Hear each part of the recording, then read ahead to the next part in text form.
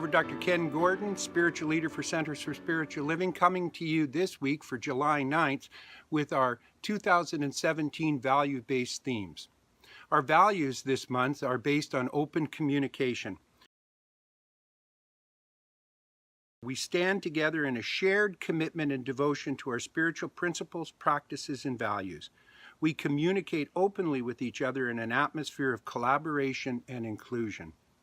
So we stand together in a shared commitment and devotion to our spiritual principles, practices, and values. This is something that is vital for us to do, not just as a movement or as a church organization. It's vital for us to do this as human beings, to be able to stand together with the knowledge and the understanding that there is only one thing that is happening in this universe. There is only one thing that is ever going on, and that is the individualization of the infinite power of Spirit itself finding itself in the world.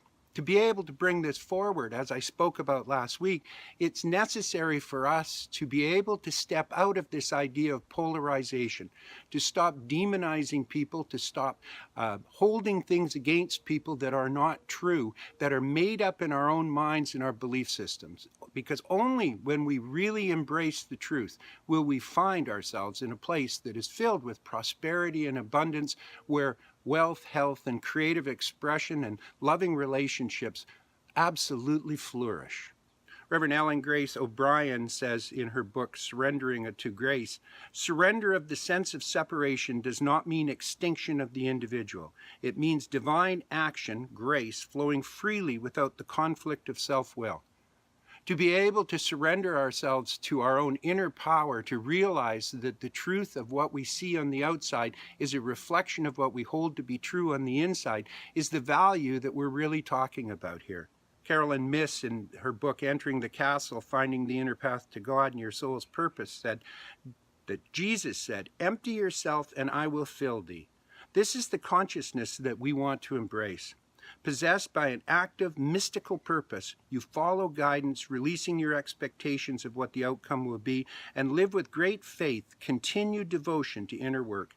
Your surrender tells God that you are ready for experiences that few others would understand. And those experiences are the experiences of health, wealth, creative expression, and loving relationships.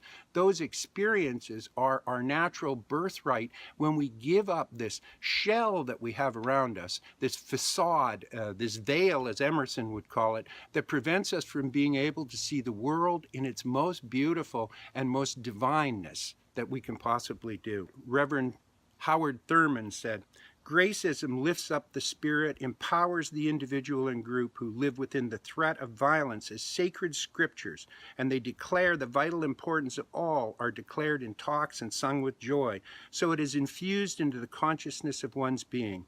Those messages that insist on the worthiness of all to the eternal presence, the awareness of being a child of God, tends to stabilize the ego and results in new courage, fearlessness, and power."